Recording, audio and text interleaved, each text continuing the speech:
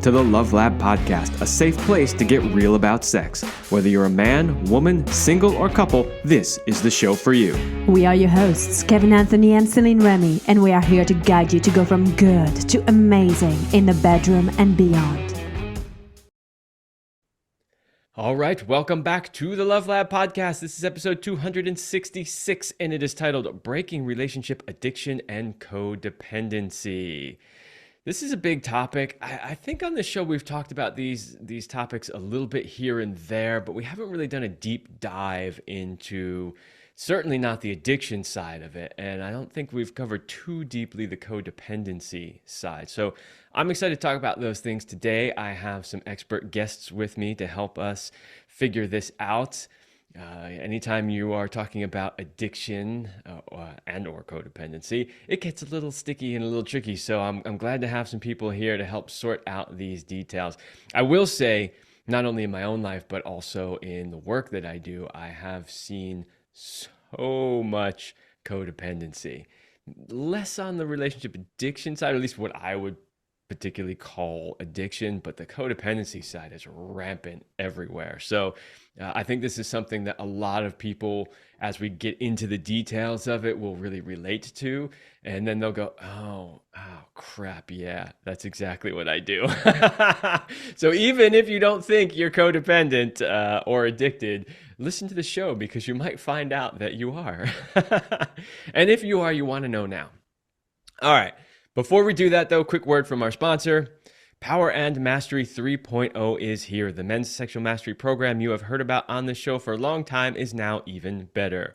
I've personally reviewed every module, lesson, video, audio, and PDF to see if there is anything else that could be added to make these courses even better. As a result, I have added 10 new videos, 1 new audio, 8 PDFs, and dozens of links to handpicked products to help support your journey to mastery.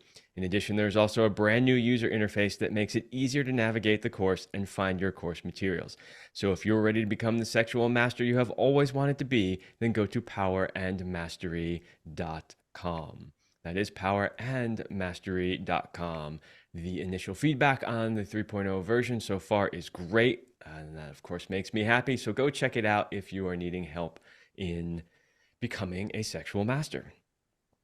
Okay, so I have two guests with me today. I'm going to read their bio. Carla Romo, certified life and dating and relationship coach, and Sherry Gaba, LCSW and coach. They say love doesn't have to suck.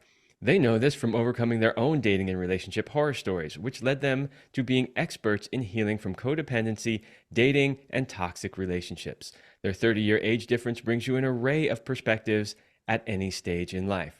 If you're dating, in a relationship, or divorced, they've got your back. As hosts of the podcast, The Love Fix, they've got the latest tools on how to navigate dating and how to thrive in a successful relationship. Sounds like the perfect people to talk about this subject. So welcome, Carla and Sherry.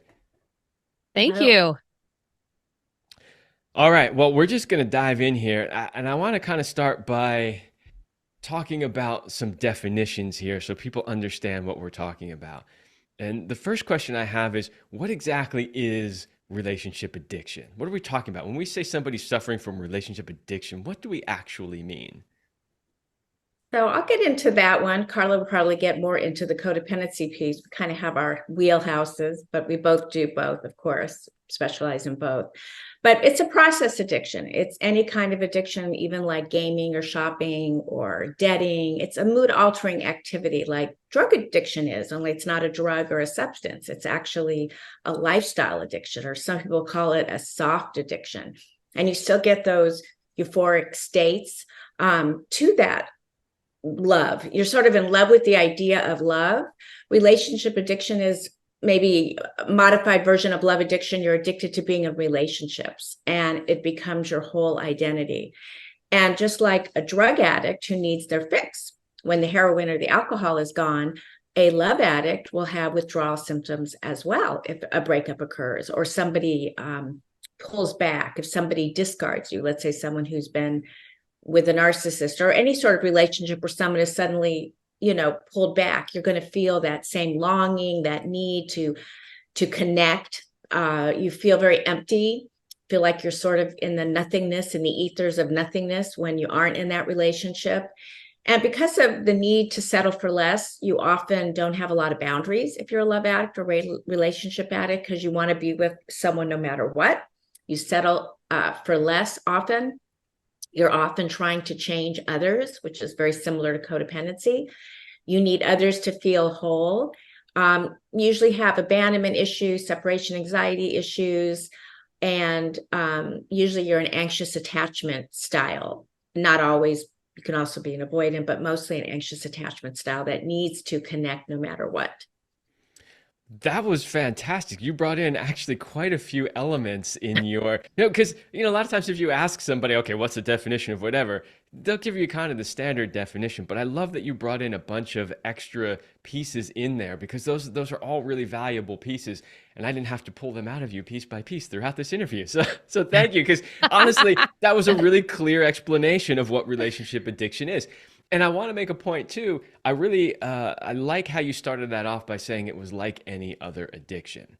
Because now I do not specialize, there's a couple of things I don't specialize in the work that I do with clients. One is addiction and the other is trauma. So generally, if somebody's got serious addiction problems or serious trauma stuff, I want to refer them off to experts, because there are people like yourselves who really, that's what they do. However, when I do have clients and I start to see those addictive patterns, one of the things that I often tell them is that this is no different than any other addiction, right? And that's sometimes hard for them to wrap their minds around, because they're like, well, no, it's sex or it's relationship. It's different from my other addictions. So one of the things I'm trying to help them do often is see that they're not different, that they stem from the same root. So I appreciate that you brought that piece up. Right. The opposite of addiction is needing connection, or is connection. So you're right. Anybody that has a substance abuse issue, they're lacking some sort of connection. And so they're escaping with something outside themselves instead of going inward. They're expecting something on the outside to make them feel good on the inside. Yeah. So of course, this brings us then to the second question I have. It's a perfect segue, which is, how is that different from codependency? Haha. All right. So I will go into maybe not as much of a comprehensive definition of codependency, but as I like to define codependency, is losing your sense of self to somebody else due to having a low self-esteem. So really, this can look like people pleasing, lack of boundaries. Like, you always want to say yes to people. You don't want to say no. Manipulation. Codependents are very manipulative. And this is something that you have to digest in this world of, narcissists are manipulators. And if you're only narcissists manipulate. No, codependents manipulate from a place of, I'm not okay unless you're okay. So I'm going to do everything I can to people please. I'm going to say yes. I'm going to make sure you're happy. I'm going to look out for your needs, make sure you're okay. So then once you're okay, then I will be okay. And that's manipulation.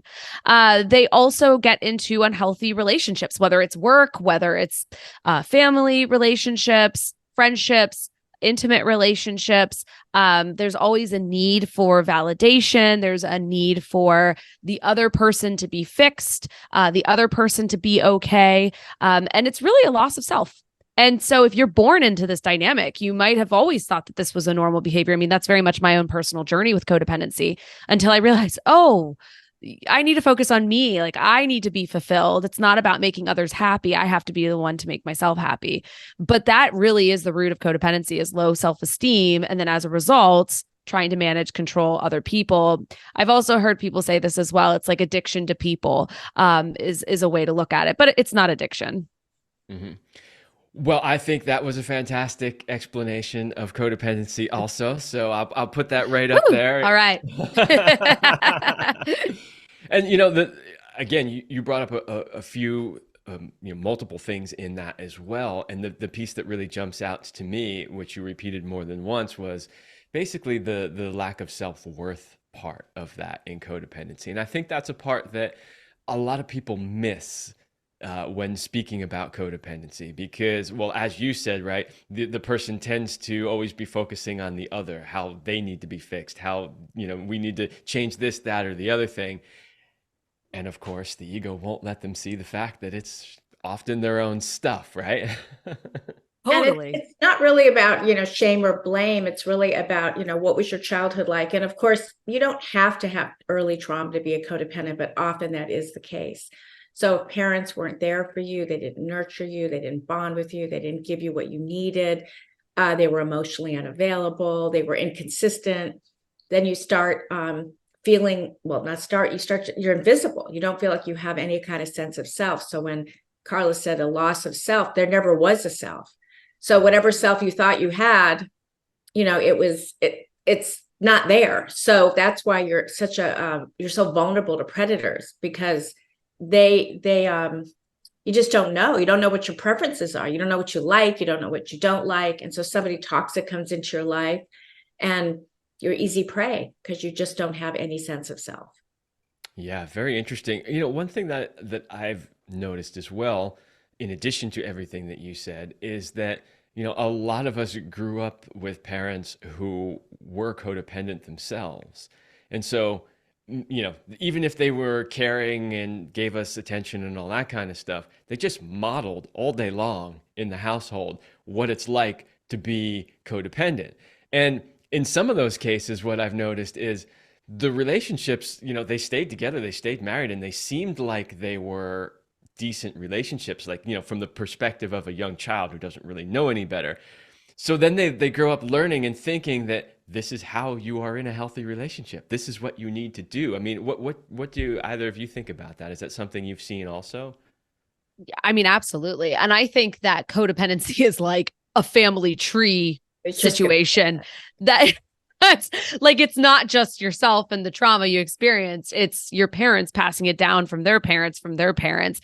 And you're also, with codependency, you look at addiction a lot of times, right? And addiction is very common. A lot of people might say, well, I don't think that, my partner drinks too much, or my mom drinks too much, or, whatever it might be. But addiction looks different for everybody. And I think the other thing too is that also might be normalized to you. And so you end up picking partners who mimic behaviors of your parents' codependency or addiction. And then as a result, you're passing it down and you're continuing the cycle. Yeah, it's definitely a transgenerational type trauma. I mean, I remember when I went to my first ACOA meeting, for those who don't know what that is, Adult Children of Alcoholics, I remember looking at the laundry list and I'm like, well, my mother's not an alcoholic, although later in life she did start drinking heavily. But I'm like, this really is weird. Well, her parents were gamblers. So she was really an adult child of addicts, only the addict was a process addiction called gambling. And she picked up all of those, so-called Al-Anon codependent traits, which were passed down to me. And then, of course, my mother having such a difficult childhood, my dad wanted to make it all good for her, so he became, very codependent with her, wanting her to have everything that she didn't have. So we had these two codependents. I mean, they loved each other, but they were highly dysfunctional. So this brings up a question that I didn't write down, but seems to make sense in the moment, which is, at the beginning of this, we started talking about how addiction and codependency were different. Now, as we're diving a little deeper in, we're starting to see that they have some similarities. And so my question is how often do you see addiction and codependency showing up at the same time? How often do they go hand in hand? Because you just explained that it stemmed from addiction from their parents, from your parents, and then that turned into codependency. So like, how often do we see those together? Does one tend to create the other? Is one a precursor for the other? So I always say, if you're a love addict, you are most likely a codependent. If you're a codependent, you may be you may be codependent on other things, like Carla was saying, work, pleasing others, friendships, but that doesn't mean you're a relationship or love addict. But I would say most often, that's my opinion, love addicts have a lot of the codependent traits, for sure. Mm-hmm. The other thing too is that actually a lot of addicts are codependent. So you have a lot of the addicts get sober and maybe are working a 12-step program or gone to rehab of some sort or working with, addiction counselors. And what they'll find later on a lot of times is that they also are codependent themselves. And so, because it's not, their parents were, right? So it's like their parents were addicts. So they also, it's not just like you're an addict and that's it. Like there's a lot of like enmeshment there with the codependency and the addiction piece. But not every codependent, like I'm a codependent, right? And I'm a recovering codependent, but I'm not an addict. So not everybody who's codependent gets the addiction, but there are addicts out there who are codependent and addicts. Sometimes I would say codependency could take them out with their addiction. Because they're trying so hard to please. And I think about, and again, I use a lot of personal examples because I think it's helpful. My ex-husband was an alcoholic addict. He couldn't say no at his job. And that was he had severe trauma as a child, severe codependency. And by not saying no, he had an accident at work and then got on painkillers, and the rest is history. So I would say often codependency is definitely, like Carla says, underneath addiction, which underneath that is trauma. Ooh, okay. Hold on to that thought. We want to get to that in a little bit too. But I have another question before that, because, okay, so now we're seeing there's a lot of enmeshment, as you termed it. How does one tell if they are codependent and or addicted? Like if somebody's thinking, maybe this is what's going on, maybe this is why my relationships aren't working. Like, how can they tell if that's happening for them? So I'll hit the codependency side. Sherry, you can back me up on the addiction piece. But I would say that you're codependent if you have a lack of self-worth. This is just going to be really deep, and then I'm going to give you really simple examples. You have a lack of self-worth, and as a result, you need somebody else to fulfill that cup for you and to fulfill that. So that can look like being in relationships with somebody who's abusive and not ending the relationship because you have those ups and downs and they give you just enough to keep you holding on. That could be being in a relationship with somebody who's an addict and just your worth is trying to get them sober. And you are trying everything you can to get them sober. That all your focus is on them. Because why? That makes you feel like you're important. It makes you feel like you're worthy, that you were able to fix somebody, that you are lovable now. So those are two different examples, but it really, it plays out in so many ways in relationships, but the underlying issue around it is, are you staying with this person, right? If you're in a codependent relationship right now or curious, are you staying with this person as a way to make yourself feel better? And that's a hard question to answer because you might not even be aware that that's what you're doing. But the motive of being with them, is it really about them being sober or is it really about you being okay? And I think that's something to think about there. Yeah. But before we go into the addiction side, though, I just want to ask a follow-up question to that, which is, my experience has been like, I completely agree with you that underneath this is the self-worth issue. But my experience has been when helping people is that they rarely ever see it as a self-worth issue. Right? So if they don't see it as a self-worth issue, how are they going to ask themselves that question? Right. Well, I think that, yes. Okay. I hear what you're saying. So what the question becomes is, how do I get this person sober? What do I need to do to get this person help? And then they start to recognize, you don't start from what my self-worth, you start from, oh, this person is either abusive and I'm trying to fix them and help them with their rages. So let me start Googling how to help this person and fix them. The person that I love is, an alcoholic. How do I fix them? What do I start doing? What are the steps I can do to get them to stop drinking so much? And if you're doing any of that, then I'd say that you're probably in a codependent relationship. There's a difference between having boundaries that are healthy and not having any boundaries.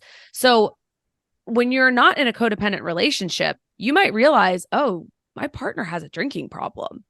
And yes, if you're codependent and you might feel, somebody who's in recovery of codependency triggered by it, but you're not sitting there searching, trying to fix them, doing all these things. Instead, you go and talk to them and you share with them, hey, I'm really concerned. I love you. And this scares me that you're doing this, but this is kind of the deal breaker for me. It's important that you get help. And if you don't get help, I'm not gonna be able to stay in the relationship.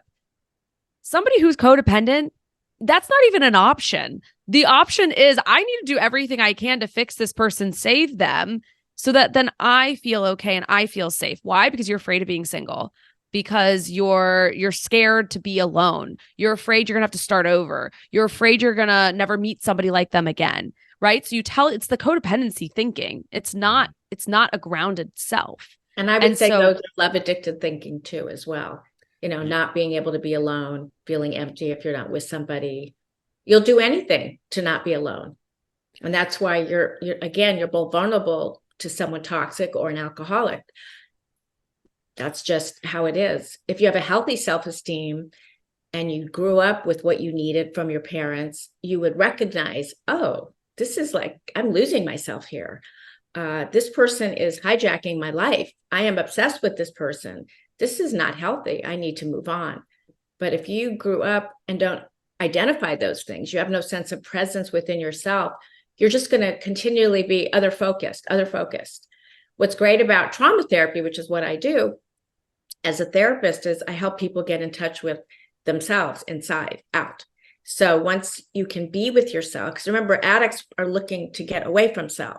They want to be away from the self because it's so painful to be with themselves. Once you can be with yourself, which is what trauma therapy helps you do, then you recognize all of this unhealthy behavior and you're able to go, okay, I can self-soothe. I can handle my nervous system regulation. I don't have to be with this person because I'm so uncomfortable within myself. But a codependent or a love addict can't do that. Yeah. So a couple things there. Like, one, I love when I sort of reframed the question, Carla, with the, they don't see it as self-worth. So how would they recognize it? Those extra questions that you gave at the end were great, because those are questions that they're more likely to ask. So I think that is a great way for people to start the inquiry of, am I really in a codependent relationship or not? But then, and you kind of started to go here already, Sherry. I'm just curious if there's anything in addition to what Carla shared on how to recognize if somebody is codependent on the addiction side. Like, are there additional things that people could look for, or questions they could ask themselves to know, like, am I really in an addiction scenario in this relationship? Right. Obsessiveness, your whole life is about them, trying to fix them, like Carla said, manipulate them. Having sort of a spiritual, emotional, and physical bottom, like when I was with the alcoholic, I got shingles, staph infection, my depression was up, my anxiety was up, all these things started happening to me. And, they say actually the codependent can have more physical, mental issues than the alcoholic. I don't know if that's necessarily true, but, you are losing every part of you. You're bankrupt inside, spiritually, mentally, and physically. And I think that's when you can start asking yourself, oh God, I think I'm in a really unhealthy codependent or love addicted relationship. Yeah. One of the things that my wife and I used to say, and, she would often have women come to her because, this show is about sex, love, and relationship. So we talk a lot about sex stuff. And we do a lot of coaching around sex. And so when women would show up and say, well, I don't really lubricate much, or I keep getting these recurring yeast infections, or yada, yada, yada. Right. One of the clear patterns that we saw over the years of doing that work was that those physical responses that women were having were absolutely related to the fact that the relationship itself was either dysfunctional and or toxic, and it was manifesting physically in their body. Their sex center of their body was screaming, no, stop, get out, go away, right? And so that's similar to what you were just describing, Sherry. Well, yeah, if you're resentful, how are you going to be turned on by your partner? You're so full of anger that how are you going to get excited about somebody? You're living in a state of anger. So yeah, that's one form of physical bankruptcy, is not getting, not having that response that you used to have to your partner. Resentment is definitely going to cause that. Yeah. So let's well, it's not really shifting gears a little bit, but it's come up twice now, the word trauma. And where I want to go with that is I want, if you can, to explain how trauma factors into this, right? Because you started to mention that's kind of beneath all these things we're talking about. So maybe if you could just explain to the audience, how does trauma factor into this, and why is it important to understand that? A lot of people think trauma is an earthquake or a fire or a hurricane or a divorce or all these other things. But trauma can be growing up in a dysfunctional home, having, like I said earlier, having parents that are unavailable and not nurturing, not getting the bonding that you needed, becoming other focused because your parents were so unavailable. So if that's how you grew up, or even if you necessarily didn't grow up like that, but you had other toxic relationships, suddenly you have PTSD and you're completely disconnected from yourself. You're disassociating in relationships. So if you're not really present in a relationship, how can you know who you're really with? You don't know yourself, or you don't feel yourself, or you're not in the moment with yourself. You can't possibly be in the moment with somebody else. Like intimacy, when you break it down, I'm sure you've heard this, into me, I see. And I used to think, oh, he was just unavailable, or he was abusive, or he was an alcoholic.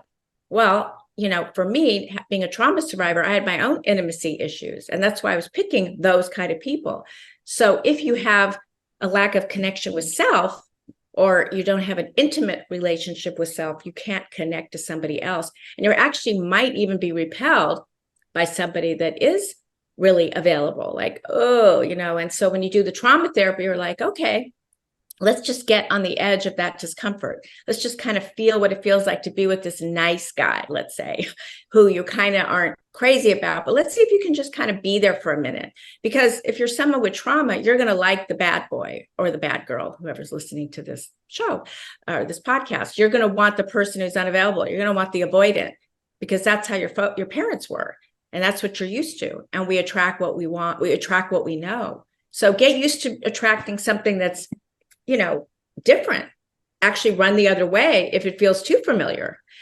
But that's what I would say. Although the caveat is you have to have some chemistry. You can't just make yourself like, people think, I just don't like them. Okay, well, there has to be some kind of spark of some kind. But if it's that, oh my God, obsessive spark, fantasizing about them, to me, it was thinking about my wedding dress, all of that stuff is not healthy. I am so glad to hear you say that, because I can't tell you how many times I've had this conversation, not just with clients, but with my own personal friends as I watch them go through these dating cycles. And here's what I hear from the women a lot.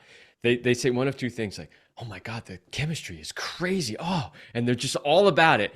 Every time that happens, those relationships crash and burn. But then they meet somebody nice who treats them really well. And like from a third party perspective, I can sit back and go, oh, they look like they're really compatible. And what is the thing they say every single time? Yeah, but there's no like spark. There's no like chemistry there, right? And then I say, oh, okay, that's interesting. Well, tell me how your date went, right? And then, well, actually, it was really cool, and he did this for me, and we had a really nice time. And like, then you hear all this stuff. Yeah, but I don't know about him because I just don't feel that chemistry there, And yeah, that to me starts to signal that there's some addiction there, right? Because Carla is definitely the dating expert, but I would just say this: if there's no chemistry, give them not no chemistry. If there isn't a spark, some kind of spark, go out with them 1 or 2 times. Let's see. Just give them a little, yes. A lot of time, but just a couple of times. And then if you have the, oh my God feeling, have your eyes open. Start looking for the red. That's yes. Like, I always say slow down. Run, but I mean, if you have that, oh my God, crazy feeling, it's probably not going to be the right person. However, it could be. You have to just see. That's when you have your eyes open and go, are there red flags here? Is this person toxic? Is this person unavailable? Is this person avoidant? So I wouldn't like necessarily run the other way, like I maybe said earlier, just be aware. Mm-hmm. Yes. Yeah. I mean, I've got a client, this is a perfect example. She just actually recently got married. But she was in toxic relationships prior, and she met this guy on an app who's now her husband, spoiler alert, and went on a date and then was like, I don't know, it's kind of boring. And I said, okay, that boring's great. You haven't had boring in a long time. Let's go one more date. Let's see what happens. Goes on the second date and then emails me and is like, okay, Carla, like actually it was awesome. He and I have so much in common. This is great. And now they're married. So, and they're in a really healthy relationship. So boring, chill, like all of those things might feel, just not familiar, not exciting, not that spark factor. But I always say, like Sherry was saying, if there's a spark, slow down. Yeah.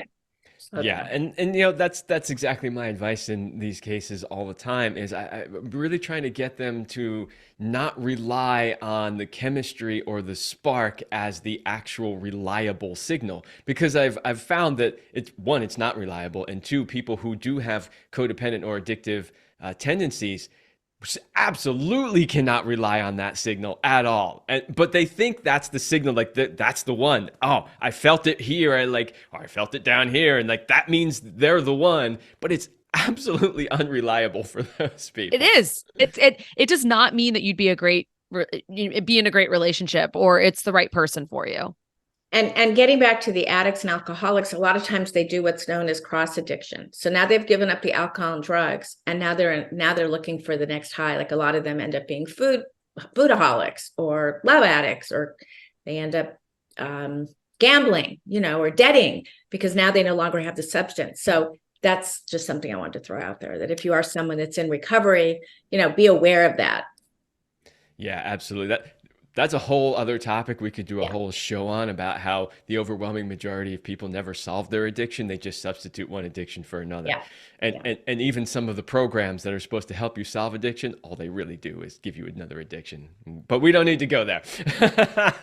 It's not the focus of this episode. It is a little bit of a pet peeve of mine. I would say this, just real quick, I really believe in those programs, but that's not trauma therapy. That's not dealing with the deeper issues. Those programs are just to help you become more manageable in your life. It doesn't mean it's going to help you with all those other things that are underneath the addiction. That's a very valid point that you bring up. Yeah, absolutely. Okay, I need to take a short break, and then we're going to come back and we're going to talk about what people can do about this. Because so far we have covered, what are they? How do you recognize if you're in these patterns? And then we got to give people at least a little bit of something about what do you do about it? Okay, so are you a couple? Are your relationship and sex life where you want them to be? Are there changes you would like to make but just don't know how?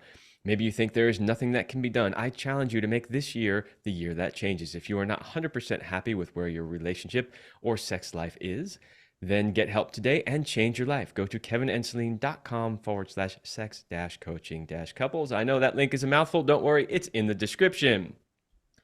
Schedule a strategy call with me today and find out how I can help you get your relationship and sex life back on track. That is kevinandceline.com/sex-coaching-couples. Link is in the description. Okay, so as I said before that little break, we covered what is addiction, what is codependency, how can somebody recognize if they're in those patterns. The next logical question is if you realize you're in one of those patterns, what do you do about it? Now, it may be the same type of advice for both, or it may be separate. So if you guys have your own take on, like, maybe what you do for codependency is a little different than what you do for addiction, or maybe it's the same if you're experiencing both. I don't know, but I'm really curious to hear from both of your perspectives. What does somebody do when they figure that they're in one of these patterns? I mean, I always like to say, when you're finding out that you're codependent, I always say get a life. And but I genuinely mean that. And I'm really big on self-love. Sherry knows this. We talk about this all the time on the Love Fix podcast, where the most important relationship you're ever going to have is the relationship with yourself. And so my whole thing is start getting connected to yourself. Codependency is disconnection from self, right? Because you're so enmeshed with somebody else. And when you're looking at breaking free from codependency, and it's multi-layered here, but one of the biggest things is starting to create a self-love practice. If you don't have resources to coaches or therapists, you aren't going to 12-step programs, you're like, I just kind of want to start doing this myself. Really think about how are you talking to yourself on a daily basis? What are you doing in regards to your interests? How are you showing up for yourself? I always say that getting a life doesn't have to be this, like, okay, you're going to do this, this, and this all at once and it's done. No, it can be very slow.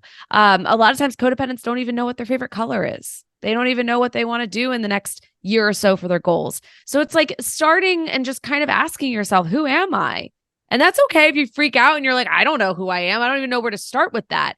But go back to something that you enjoy or did enjoy in the past. Maybe you really liked painting. Maybe you should go buy some paints and, sit there and get a canvas and paint a little bit and start to connect with yourself in that way. It's not this like big boom, I realize I'm codependent and I'm going to get rid of it and fix it. If you're codependent, you're always going to be codependent, even if you're recovered. It's a daily practice. Sherry and I talk about this all the time. There is no fix to it. It's a journey. And so starting your journey looks like, what's one thing I could do today or this week that I could connect with myself? Maybe it's making yourself dinner. Maybe you're skipping meals because you're so stressed and you can't think straight. It's these little things to start to show up for yourself that over time then become habits. And then that's what starts to pull you out of the codependency.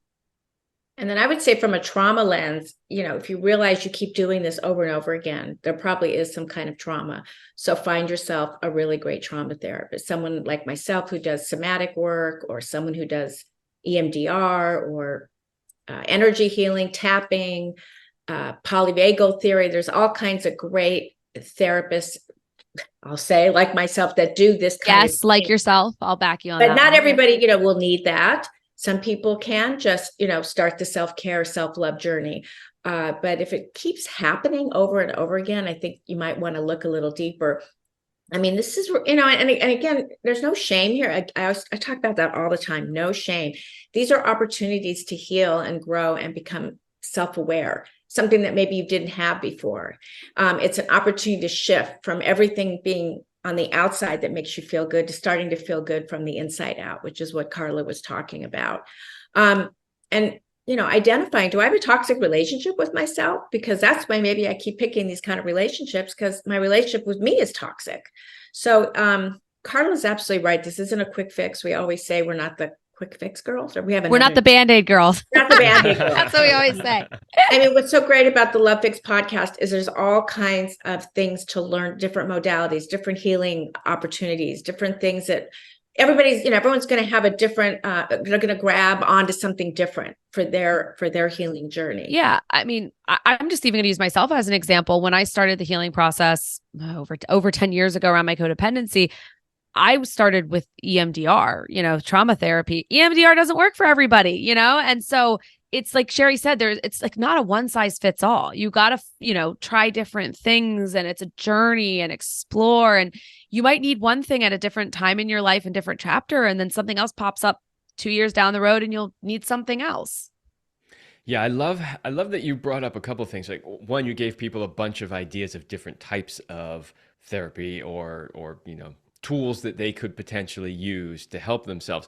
But I think even the bigger, more important thing that you both said there was that this is a journey, and don't expect that you're going to find this tool and it's going to cure you and all will be well after that. That this is something that you're going to be working on probably for your whole life.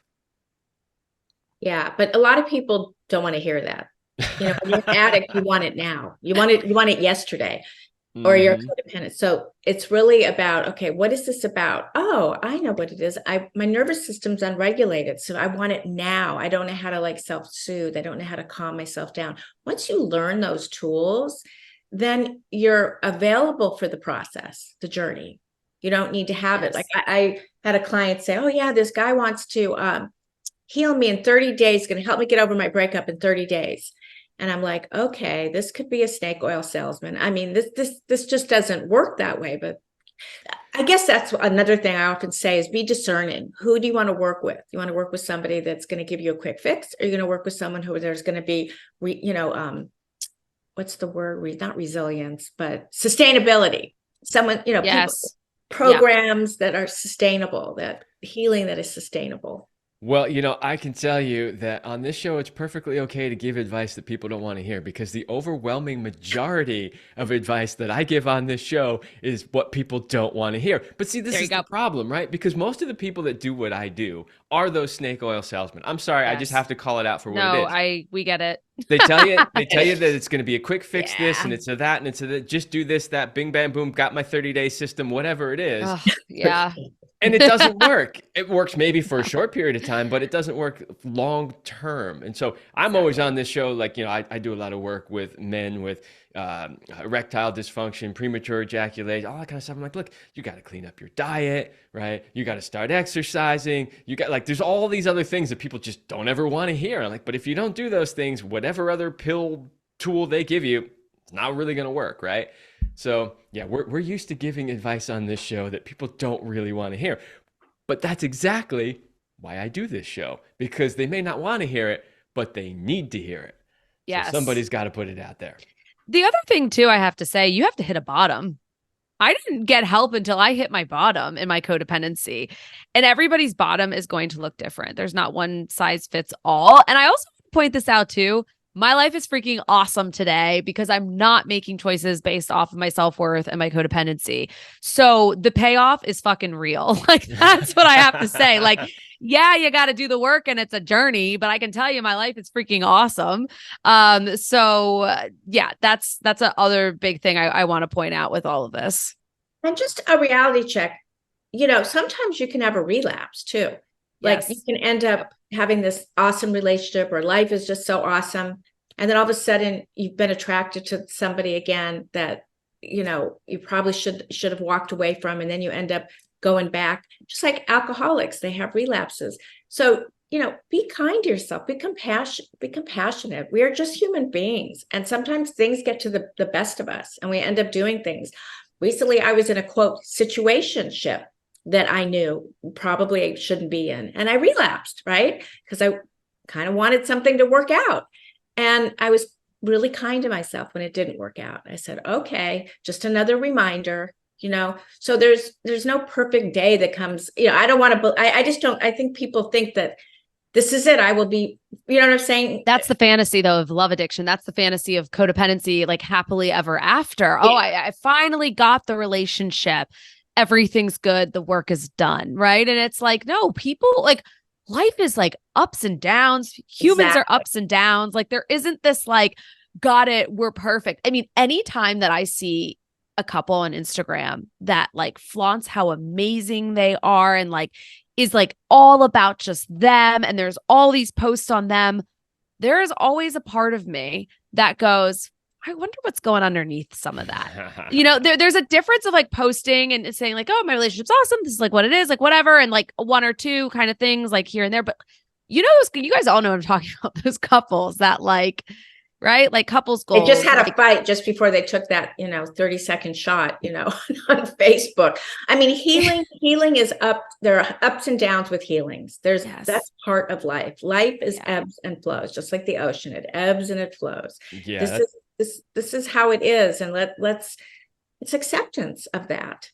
Yeah, that is a great point that you bring up. And life really is ebbs and flows, and everything requires continuous work. And that's again something that people don't really want to hear. But my wife and I, we used to say all the time, everything is either growing or dying, right? You're either putting the effort in to build something, to sustain something, to grow something, or you're not. And if you're not, it's going in the opposite direction, right? So it's either moving forward and growing and expanding, or it's shrinking and dying. And people don't really want to hear that. A lot of people want the easy route. They want to get it to a certain level and put it on autopilot and just let it cruise. But there really is no such thing in life, no matter what topic you're talking about.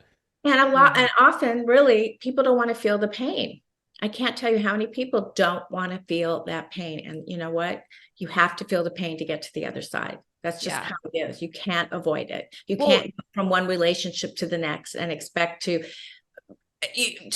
be fulfilled, because you're basically expecting that relationship to fill you up on the inside, when really it's there's so much more to it.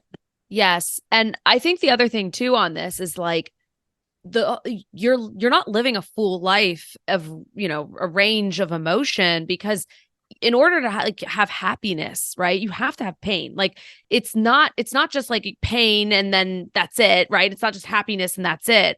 So if you're suppressing your feelings, like you're in like survival mode, really. And I could say that from my own experience of like, that's how I used to live my life. It's just trying to survive, trying to maintain. When's the other shoe going to drop? Right. And what Sherry talked about earlier, that's a lot of trauma. And so I think it's a really beautiful thing when you can get to the point of accepting and allowing the pain to be there, even if it's hard, even if you're gas pedaling it, right? Like you put some pressure on the gas pedal and you put some brakes on, and put some pressure on the gas pedal, brakes on. It doesn't mean you just have to floodgate the pain, but you cannot feel true, this whole spectrum of happiness and beautiful life and love and all of those things if you don't allow the pain to come in. Well, now we're getting into the sort of philosophical end of this, right? Talking about the nature of our reality and the multiverse that we live in, and the fact that the entire thing is based on duality. And so if there's happiness, there's got to be the opposite of that too. All right. So we are getting close to the end of the show, and I have two more questions for you. The first one is, are there any last pieces of advice that either of you would like to share with the audience in regards to trauma, addiction, codependency? The trauma piece is definitely get the help that you need. Work with someone beyond a talk therapist or a coach. There is a place for coaches and there's a place for talk therapists. But if there really is trauma, you've got to work with a trauma therapist. I completely agree. That's why if I get underneath the surface and find that there's serious trauma there, I'm like, you need to go work with this person. Do the same thing as a coach. Yeah. I always refer out for therapy and trauma therapy, especially. The other thing I'd say too with the codependency is that you don't have to live your life this way. Like there are absolute resources, ways out. Sherry and I talk a lot about this on the Love Fix podcast. We have group coaching programs around this. Like you don't have to stay stuck in this. Like this is a choice and this is an option that you have. And so being able to name it and claim it gives you choices of how you want to respond to it. Yeah, wonderful. That's great. I mean, leave them with a little bit of positive advice. You don't have to live this way. There is something you can do about it. But of course, you got to take at least the first step, right? Yeah. Okay, well, there were a couple of little loose ends I would love to ask you about, but we probably don't have time to get into them. So I'm just going to skip over those because I think we did a really good job of explaining to people what these things are, how they can recognize them, and giving them some idea of what they can do about it. So I think we did a pretty good job of covering that topic. So I'm going to skip to the last question that I ask all of the guests that come on the show, and you each get an opportunity to answer this one. So this is the Love Lab podcast. Its subtitle is Sex, Love, and Relationship. So the question that I always like to ask people at the end of the show is, what is your best sexual talent? Oh, go ahead, Sherry. That was a surprise. Sexual talent? Sorry, I love Sherry's response right now. Her mouth is like open. This is great. Sexual talent. Sorry, I almost like want to wait to have Sherry answer this first. I just don't I don't know how to answer that except I can't answer that. You want me to answer it? I'll answer it first. Then maybe they'll give you maybe I'll get an idea or two. Confidence within myself. And that's a really big thing for me, is that, and I can even speak to this in terms of like my sexuality and past relationships and things like that. But for me to feel connected sexually, I have to be doing the work within to feel confident. And then I can bring my needs to whoever it is that I'm, with. Okay. Currently right now is my partner. But that's what's important for me. That's my talent, is being able to focus on myself, work on myself, and then bring that sexually. Well, by the way, Kevin, that's a great question because you had my mouth open, but I'm going to say reciprocation, being reciprocal in a relationship, in a sexual relationship. Awesome. And having the ability to be intimate, truly intimate. Mm-hmm. Oh, yeah, that's very good. Those are great answers. See, I love to kind of leave that question open-ended because the first thing that goes through everybody's mind is, some sort of physical skill thing I got to talk about.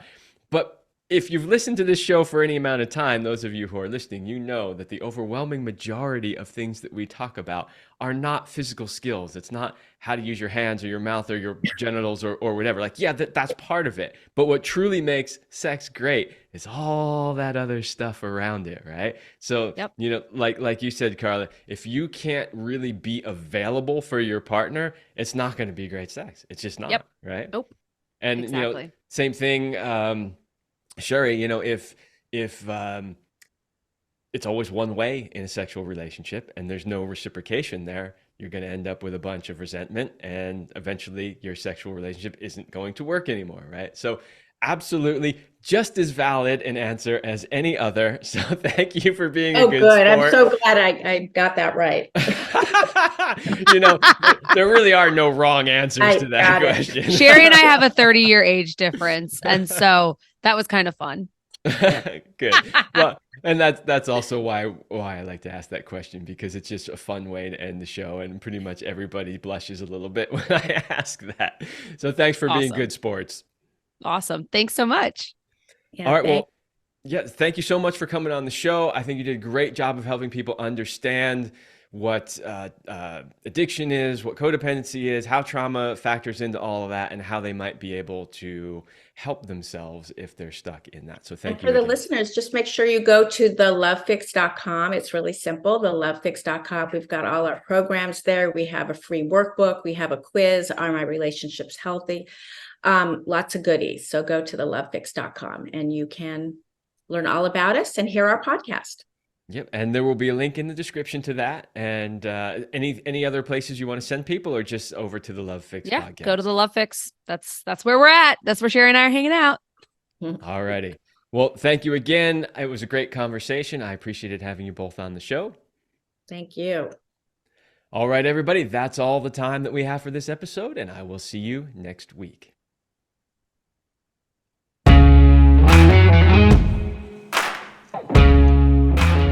We hope you like this episode of the Love Lab podcast. If you enjoy this show, subscribe, leave us a review, and share it with your friends. And for more free, exclusive content, join us in the Passion Vault at CelineRemy.com/vault. That's CelineRemy.com/vault. Thanks for listening. And remember, you're amazing.